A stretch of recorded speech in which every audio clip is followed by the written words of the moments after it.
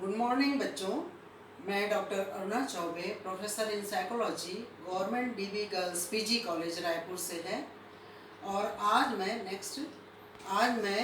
MA second semester के जिसका paper third, जिसका नाम है रिसर्च मेथोडोलॉजी और स्टैटिस्टिक्स, उसके यूनिट थर्ड से पार्शियल कोरिलेशन के बारे में आपको बताऊंगी। नेक्स्ट, पार्शियल कोरिलेशन क्या है ये हम देखते हैं। तो जब हम दो वेरिएबल में कोरिलेशन निकालते हैं तो कभी कभी दो वेरिएबल में कोरिलेशन जो रहता है वो कभी तीसरे वेरिएबल का भी प्रभाव उस पर रहता है। तो जब हम दो वेरिएबल में शुद्ध सहसंबंध निकालना चाहते हैं तो हमको तीसरे के प्रभाव को अलग करना होता है। जैसे उदाहरण के लिए छात्रों के ऊंचाई और भार में जो सहसंबंध है वो उस पर आयु का भी प्रभाव पड़ता है।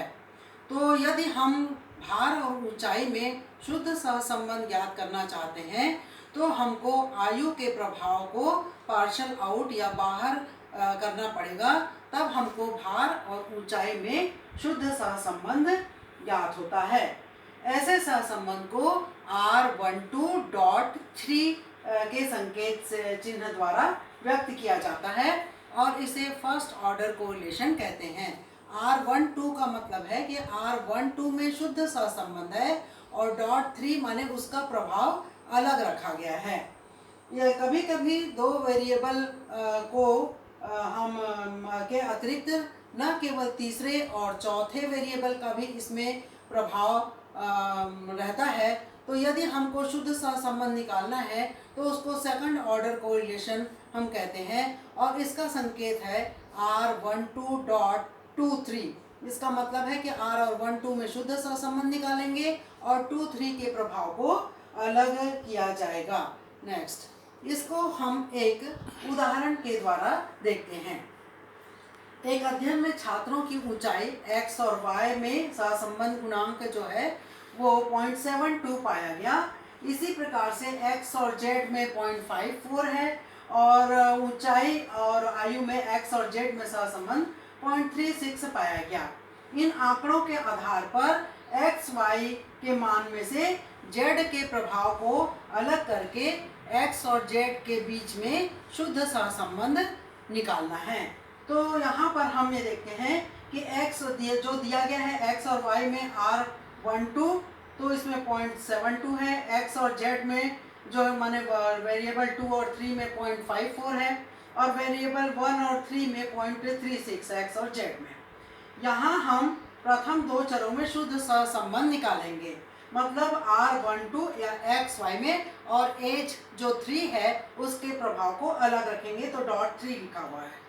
अब यहाँ इसका सूत्र है जो R12 minus R13 into R23 upon √1 minus R13 का square and into √1 minus R23 का स्क्वायर। नेक्स्ट, तो यदि हम अब इसमें देखते हैं उस हमारे डेटा को रखने पर R12 में कोरिलेशन 0.72 है और यहाँ पर 13 में 0.36 और 23 में 0.56।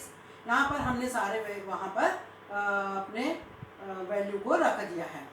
अब यहाँ पर हम ये करेंगे कि इसका में स्क्वायर है तो हम इन दोनों का स्क्वायर निकालेंगे। तो यहाँ पर 1 माइनस 1296.129636 का स्क्वायर है और 54 का स्क्वायर 0.2916 है।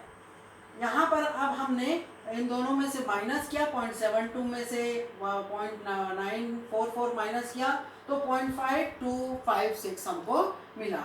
इसके बाद हमने 1 में से माइनस किया 1 माइनस 0.1296 तो हमको मिला 0.8704 और यहाँ 1 माइनस 0.2916 को हमने माइनस किया तो यहाँ पर हमको मिला 0.7084।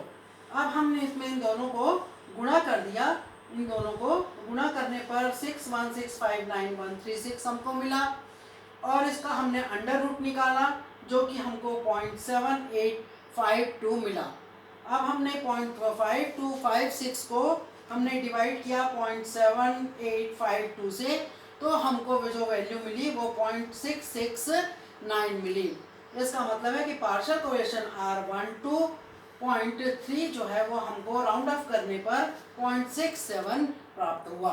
मैंने हमारा पार्शियल कोरिलेशन 0.67 हमको मिला। नेक्स्ट, तो यहाँ पर अब देखिए कि यहाँ x और y चरों में आंशिक सहसंबंध जो है वो 0.67 है। पहले यह सहसंबंध कितना था? 0.72 था। जब 72 था तब उसमें एज या तीसरे वेरिएबल का इफेक्ट था। इसका कारण यह था कि x और y के चरों के सहसंबंध में z के प्रभाव को अब अलग कर दिया गया।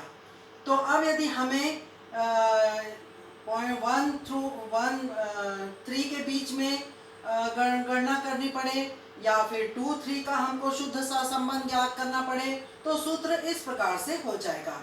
जैसे R13.2, तो यहाँ पर R13.2 माने 2 के प्रभाव को अलग करना है। पहले हमने 3 के प्रभाव को देखा था, तो सूत्र इसका हो जाए इस प्रकार से हो जाएगा। इसी प्रकार यदि भार और आयु में या x और z में हम देखते हैं 2 और 3 में, तो 1 के प्रभाव को हमको अलग करना पड़ेगा। तो उसके लिए सूत्र इस प्रकार से हो जाता है। तो हम ये देखते हैं कि शुद्ध सहसंबंध पार्शियल कोरिलेशन निकालने के लिए तीसरे या चौथा जो वेरिएबल है उसको अलग रखना पड़ता है, और इन सूत्रों के द्वारा हमने पार्शियल कोरिलेशन निकाला। Thank you. Next, thanks.